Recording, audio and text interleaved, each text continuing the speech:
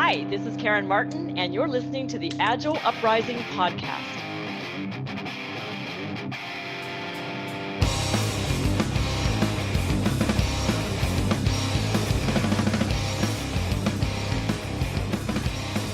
Greetings, everyone, and welcome to another edition of the Agile Uprising podcast. I am this week's host, Jay Hrcsko, and the topic of this week's episode is value stream mapping. And who better than to have on to discuss value stream mapping but the woman who literally wrote the book on it, Karen Martin. Karen, thank you so much for joining us. Oh, thank you so much for inviting me on the show. Thank you, Jay. Thank you. We are glad to have you. So, Karen, for those listeners that may not necessarily know who you are or know your background, we'd like to give you a couple minutes just to give a quick introduction. Okay, great. Thanks. So I'm author, as you know. Fifth book just came out, Clarity First. Value Stream Mapping was the fourth book. And we also have a consulting firm here. We do work globally. And we work not only on value stream transformation, but also overall organizational transformation across all areas.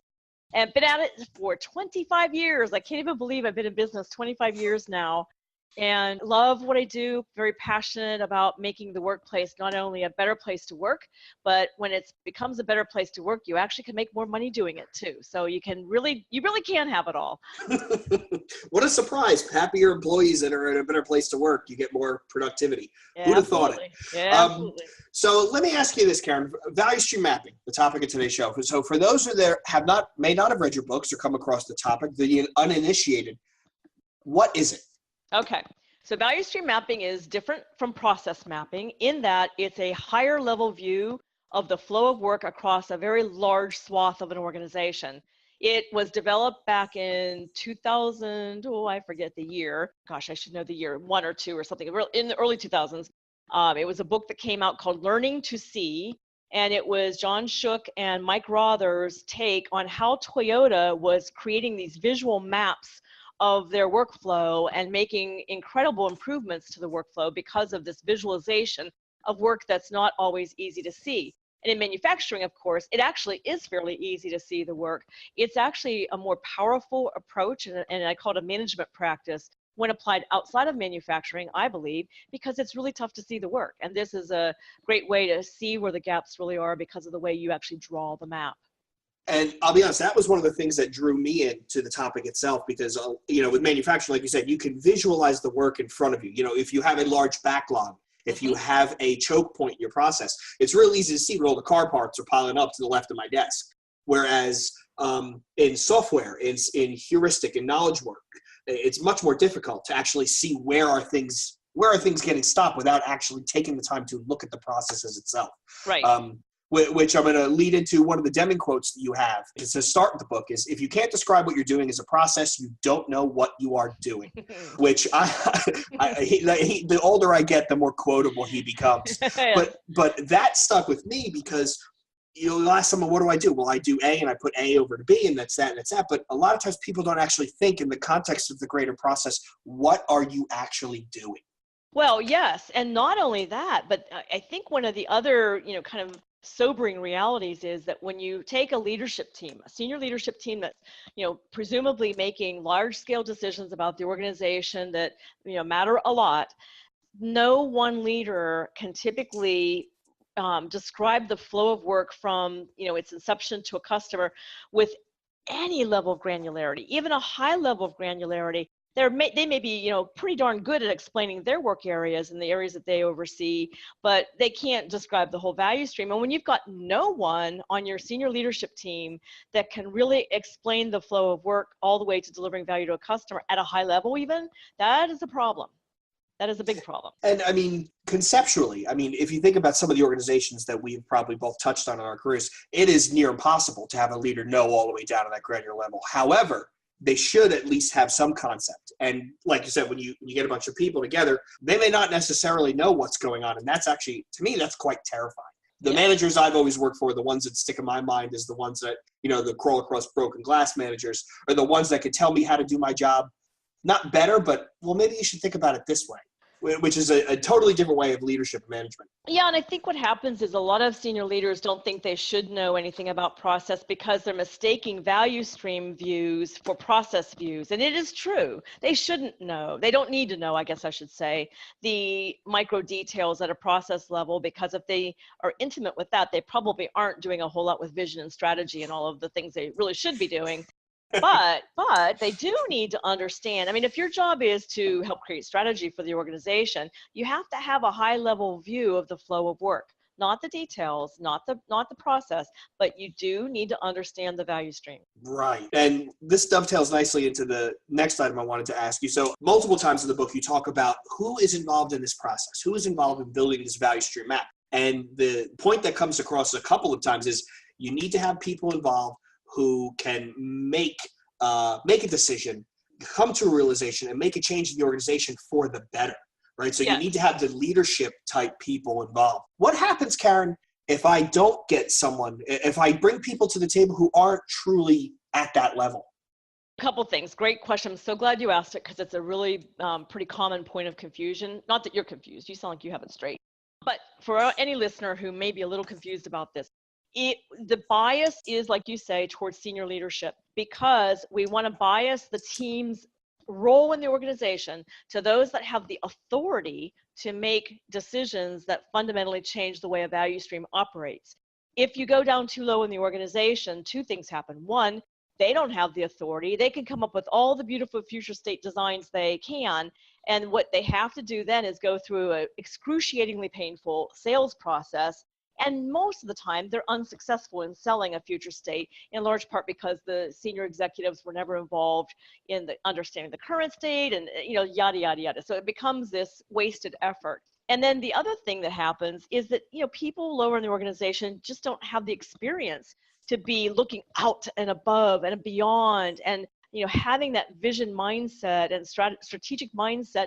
So it's very difficult for them to even come up with substantive improvements for the future state design that fundamentally change how you do work. And I personally don't get a big bang out of a 10% improvement. It makes me yawn. I want organizations to be able to leapfrog and make huge innovation and be able to, just jump ahead of the competition, not stay a little Right. further, a little less far behind. Right. So people lower in the organization, they have a very important view.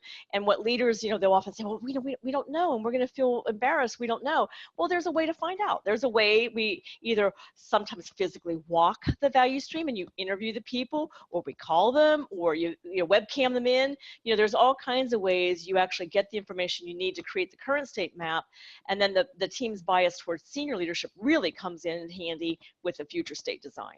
So let me ask you this, Karen. Say I'm about to embark on this journey, right? And I realize there's a process, there's a value stream inside my organization that needs help. And I'm coming up to the leadership level, and I'm trying to explain to them the benefits of doing this type of exercise. And I'm running into some pushback. Mm-hmm. So, which I'm sure that does happen. In your experience, what are some ways that someone who's trying to do this, they can get around that type of pushback?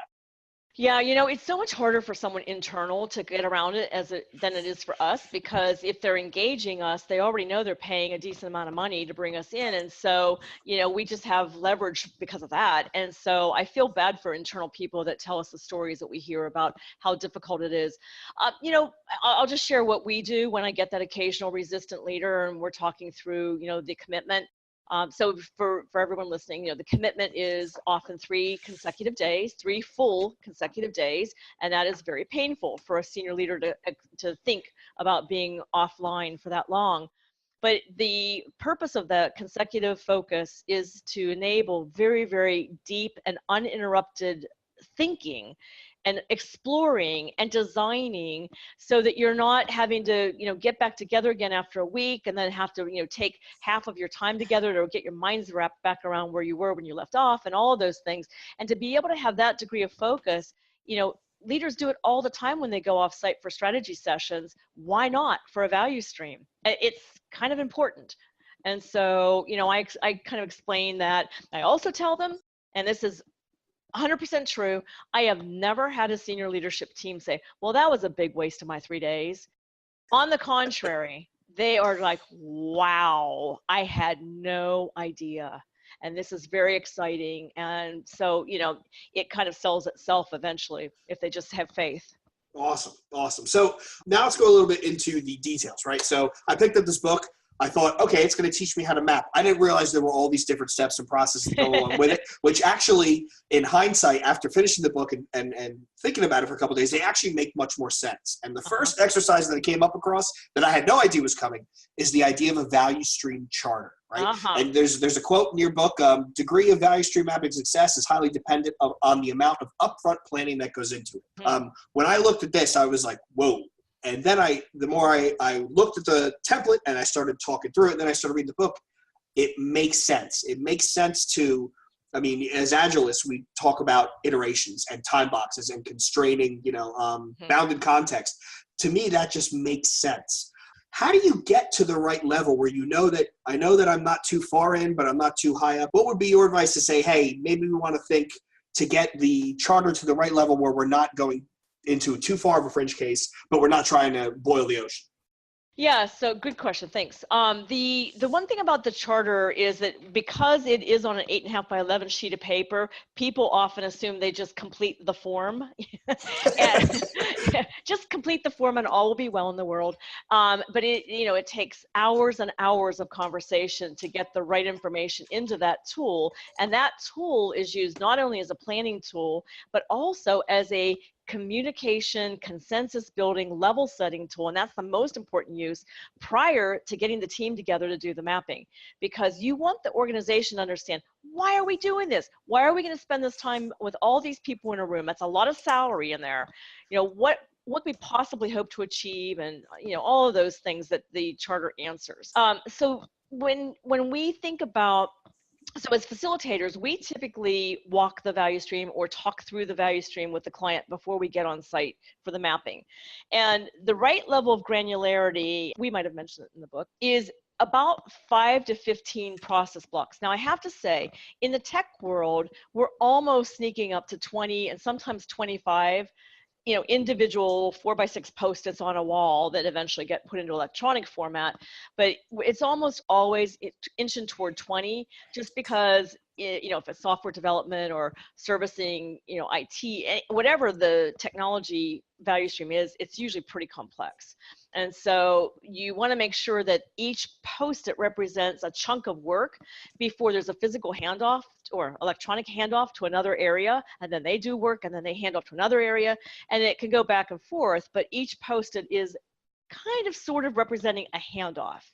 And so it's, if you think about it as a continuous timeline, with the clock starts ticking on block 1, step 1, and you go through, anytime there's a break in the timeline, and handoffs almost always create a break, then that's another process block. Perfect. So assuming that we've taken the time, the upfront planning that's required to generate this charter, we have consensus, we have buy-in from all the leaders, we're ready to get going, we have an expert facilitator here. Now we want to get into the process. And the first thing you call out in the book about doing the process is the Gemba walk, right? So the current state evaluation. And there was one of the money quotes I thought in the book was, it's happened to me so many times in my career, it's sort of laughable, is the quote is, when you ask people to describe a specific process in the value stream, there are at least 4 different versions. How managers believe it operates, how it's supposed to operate, how it really operates, and how it could operate. In software development, I have lost track of how many times I have sat there with a user after I've deployed something, and they just click a button the wrong way. They go from A to D and then back to B. And I go, well, why did you do that? And they say, well, it just made more sense to me. So I thought, here's how it was supposed to work. Here's how I built it. And they do it completely different. Right. So that's why I agree with the whole idea of, we should make people walk the floor and actually understand how things are working. Now, in manufacturing and engineering, that makes a lot of sense. In knowledge work, right, with developers and code, it's a little bit more difficult. So what tips would you give, Karen, if I'm trying to lead these leaders on this exploration of how we do current things when there really isn't something tangible in front of you? Well, if you're all in one location, it makes walking a lot easier. If you're spread out over multiple locations, it makes it tougher. And if you're global, tougher yet.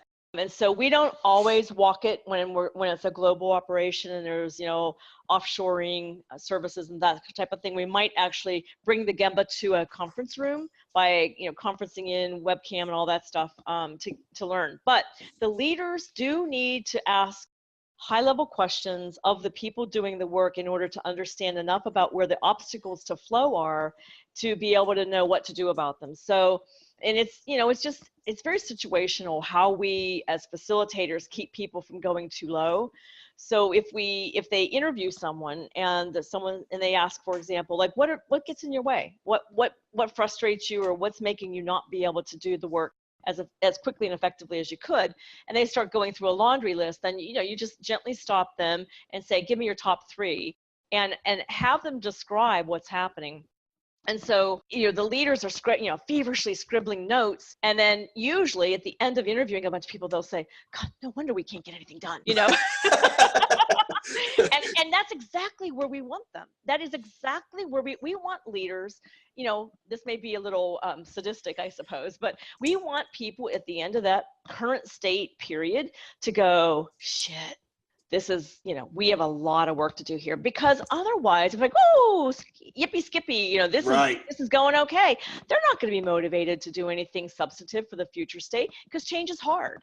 So you kind of want them to have the sobering, punch in the gut at the end of current state to motivate them to think innovatively for the future state. It's the arithmetic versus the anecdotal. When you anecdotally, I say this process sucks. Oh no, you're just complaining, whatever. But when you walk someone through and you say, yes, I need you. You are living my pain right now. Right. It makes things way more eye-opening. One of the things you actually hinted to it early, Karen, was the difference between a value stream map and a process map. Mm-hmm. So, and the way I read it was value stream maps, like you said, there's a set number of blocks. They're high level enough to walk through the process. Process is where you get really into the weeds, right? Like you're talking in developer speak, you're talking packets moving back and forth. You're talking service calls and database integrations. What would you say? What would be your tip for? I'm leading this exercise and people are they really keep trying to go into the weeds. They really keep trying to get to a process where we need to stay up here at the value stream. How do you sort of corral that? Yeah.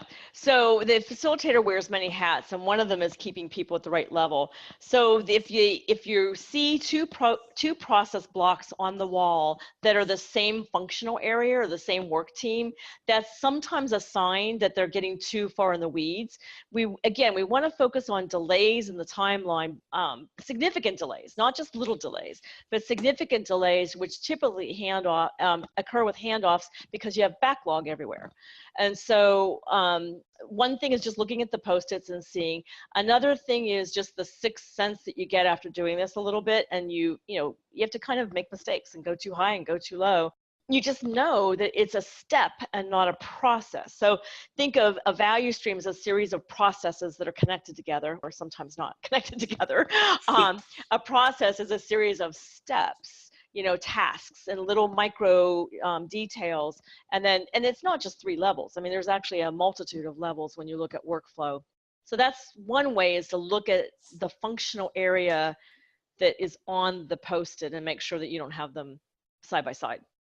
Perfect. Thank you. So walking through the process, we've done our charter, we've done our Gemba walk, we've had the oh shit moment. In the book, you prescribe to do another walk. Why do a second pass? Well, for beginning teams, there's a whole lot to absorb. And if you try to have them absorb everything at once, it's really tough. So they're trying to learn how to ask the questions, how to retain the knowledge that they're getting, how to physically construct the map, Post-it wise, how to figure out whether something's serialized or it's in parallel. There's like a lot to that. And then the metrics part of it is where, it's the magic of the mapping. And if they can just focus on the metrics, they get much more reliable information from the people they're interviewing. Also, the second pass nearly always reveals a miss. Either someone missed an actual handoff, like, oh wait, I forgot, we have to send it over to legal, and then you put it in the map. Or it's something where it's, they got the wrong people doing the work or something. So it's a great QC check also to go through it one more time.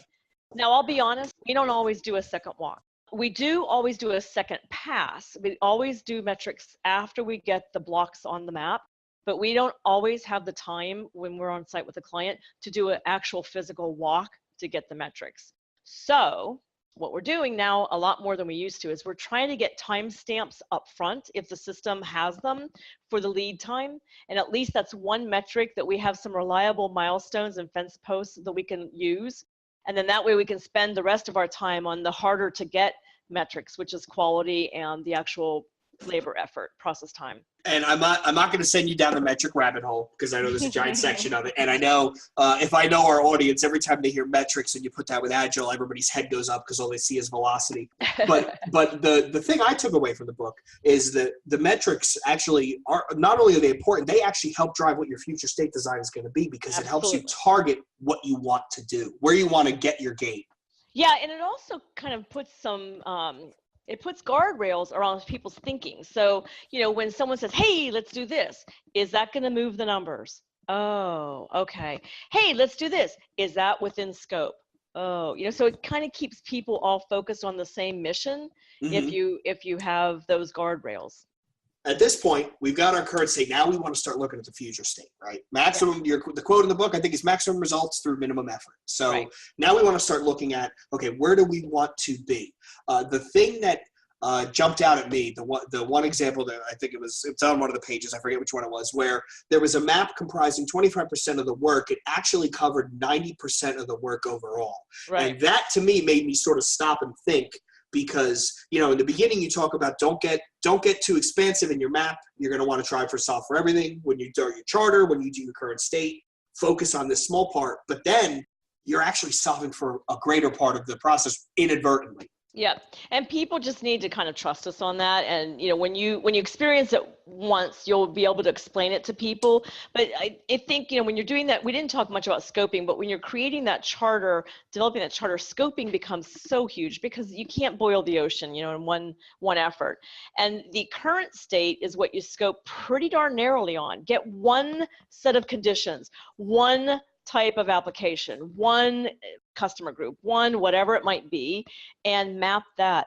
And then when you start thinking about the future state, then you allow your minds to think a little more broadly, and you think about the countermeasures. I like that over solution that you're thinking about, and see whether or not that is going to solve for more, and it almost always solves for a whole lot more. I like the term countermeasures. It makes me think of a plane with a heat-seeking missile flying at it, and they throw off those pieces of tinfoil. Sometimes it does feel like that's what we're doing, right? We're trying to avoid the heat-seeking missile. Well, it does have a militaristic sound to it, but it sure beats solution when people. Yeah, it does. It's permanent, and it's not. So two of the things you call out here as the two of the biggest motivators and main motivators for change are lead time and process time reduction. For any of our listeners that listen to our podcast series on actionable agile metrics and forecasting, Dan Vacanti and Troy McGinnis, they talk a lot about that. This ties into cycle time, throughput, WIP, all those things. And that's where, when I was reading the book, it tied in for me, because it started to say, now I can get it. You reduce those handoffs, all the things we talk about with how to build our software and make our agile practices better. These are the things you're looking at to really, really turn a corner. Right. And like you said, 10% isn't impressive. You don't want to keep pace. You want to actually transform and outpace your competition. Yeah, and this may be a little too geeky for the general audience, but I feel obligated to say this, that, most tech companies that we've worked with are really having a scaling problem, and they need to get things shored up so that they can scale more effectively. And when you talk about scale, people often misunderstand lead time and process time and think that if they reduce lead time, they're going to create capacity to take on more work with the same number of people. And that's not true. It's process time that you need to look at and find more effective ways for people to do their work. And I am a huge fan of pair programming, which I know we probably probably shouldn't even go down that path. No, I'm drinking it. I'm drinking the Kool-Aid. Most of us on the group, one of our board members, Troy, it's a shame he couldn't make it. He's pairing me, he's mobbing. We call him the Thaden. He's like Scientology OT level 7 with how deep he's gotten into that. But yeah, we're big believers, Karen, big believers. Yeah, and it's just counterintuitive to think that you're going to reduce process time by pairing, but you do. I mean, I've never seen it not work. And so, once I see it not work, when it's been properly implemented, then maybe I'll question it. But until then, you reduce process time. That's how you free capacity to take on more work. You don't do it by shrinking lead time unless you're also shrinking process time. Perfect. And I will wrap that section up with the quote, which I thought was pretty interesting, was results over sexy. And a lot of times you'll get people, and this is where I think will take us back to the leadership being in the room.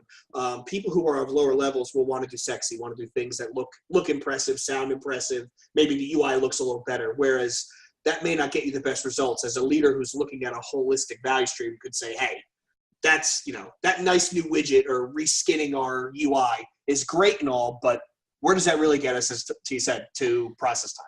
Well, you work with better leaders than sometimes I hear, because I sometimes hear the leaders being the ones that want sexy and just kind of miss the point that sexy doesn't get you results all the time. So I'm glad to hear that your senior leaders are the ones that are, kind of talking, we want results. Yeah, and we're not going to bring up sexy PowerPoints because I might go into like full PTSD mode. I'll start crying. It's not going to be a good look. So the last step in your book is the do, right? The transformation plan. So at this point, I've got my current state with matched to my charter. I've got my future state design. Now I want to start socializing and executing. And I'm not gonna belabor this point. There's another almost worksheet in the book, which I thought was great because it lays out your plan of attack, basically. How am I going to get these changes made that I want to make? Mm-hmm. Yeah, and we didn't talk yet about the briefings at the end of the day, but those end of the day briefings with people who aren't on the team, who are in leadership capacities, is very important, especially with the plan, because that's where the rubber meets the road. And if people first of all, a lot of people think it's going to be easy to make a transformation. And once they see line items that are the actual efforts that have to, be done in order to realize that future state, and they see dates and names and all that associated with them, that's where people go sometimes and gulp. This is going to be hard, but you need consensus around that in order to be able to have the energy and the momentum to keep it going when you get tired of change. Right, and I loved your call out in the book about the 5 unavoidable facts of a transformation plan, where you need a well-crafted plan. Number 1, you need consensus. Number 2, like you just said. Number 3, you need the discipline to stick with it. Mm-hmm. Number 4, you need the wisdom to know when to change it. Mm-hmm. And number 5 is the big one, the restraint to deviate from the plan only when you really have to. Right. You basically just summed my career. And agile transformations into 5 steps, ladies and gentlemen. But it's absolutely right. And to see it put on paper is pretty insightful, because that is it. You need to know when to make a left or right, but also it's the temerity to stick it through, right? And to not throw up your hands and say, forget it, this is not going to work.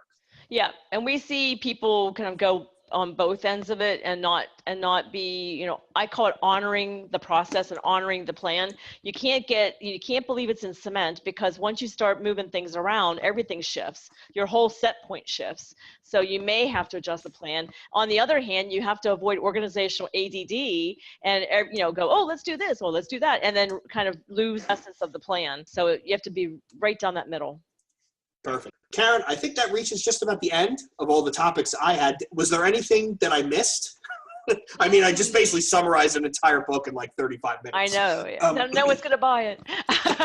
Oh, don't say that. No, that's not true. There's so much more. But wait, there's more. Let's see. We touched on the charter, the metrics, the map itself. Team dynamics. Can we talk just briefly? Sure. So this is something that's really important, to select a facilitator who knows how to facilitate with a heavy hand towards psychology. And what I mean by that is, you have to be, again, these are senior leaders typically around the table, and you have to be reading them. If someone who's usually very, talkative is suddenly quiet, you got to pay attention to that. If someone is, suddenly having body language that they don't normally exhibit, you got to pay attention to that and invite people to share what they're thinking, because a lot of organizations, well, it's the senior leadership level. They are often very used to saying, no, I disagree with that. So you don't get quite as much of that as you do at the process level, but there's still a fair number of, especially with new leadership team members, where they're kind of afraid to push the status quo, that you have to sometimes draw out as a facilitator and give them the safe space to really challenge the current thinking. And then with the future state, we often have to mediate, because there'll be two leaders with diametrically opposed ideas about how best to achieve whatever the goal is that they're going toward. And you really do need to reach consensus, because otherwise, if you leave those days and that plan without that, it's not going to be a smooth execution of whatever needs to be done. Right. If you don't have consensus, it's real easy for you to yes and nod in the meeting and then go off and go back to doing whatever you wanted to do anyway. And then it basically becomes self-defeating. Perfect. So you do need to have a pretty strong facilitator and someone that they really respect, because I've seen a lot of organizations get someone pretty junior facilitating a senior leadership team, and that doesn't work. Right. They look at him like the kid in the room, and like, what do you know about our world? That kind of thing. Interesting. Well, Karen, I want to be conscious of your time, and I think we're coming up on the end. So first, I wanted to thank you for volunteering to come on. This has been an awesome conversation for me. I think I'm going to go read the book again. But I do want to give you a chance. Do you have any upcoming events? Anything you'd like to pitch? Any shout outs, conference appearances, anything, blog posts? So the one thing that people may not be aware of is the webinar series that we do. It's all free webinars, and I had one today on purpose and priorities, based on my new book, Clarity First. And so if they want to just go on either the ksmartin.com, or easier yet, my new URL that's now pointing to that is tkmg.com, which stands for the Karen Martin Group. So tkmg.com/webinars. There's a whole bunch of information. There's webinars that talk in detail about the metrics, about mapping. So that might be a nice resource for your guests. And if someone's looking to find you, Twitter, email, Facebook, what's the best one? All the best, all the above. On Twitter, I'm Karen Martin OpEx. LinkedIn, Karen Martin, /OpEx. Website tkmg.com. They're everywhere. You're everywhere. Okay. YouTube, Vimeo, SlideShare. Perfect. On behalf of the Agile Uprising listeners and the board, Karen, I want to thank you for attending. On behalf of Karen and myself, I want to thank all of you listeners for listening. If you enjoyed this episode, please give us a review, rating on iTunes. You can find us on all the normal channels. If you want to continue this discussion, please visit us at coalition.agileuprising.com. I'm sure we're going to have some threads up and running about value stream mapping, because people are going to have more questions. And until next time, this is Jay Hrcsko and the Agile Uprising podcast, signing off.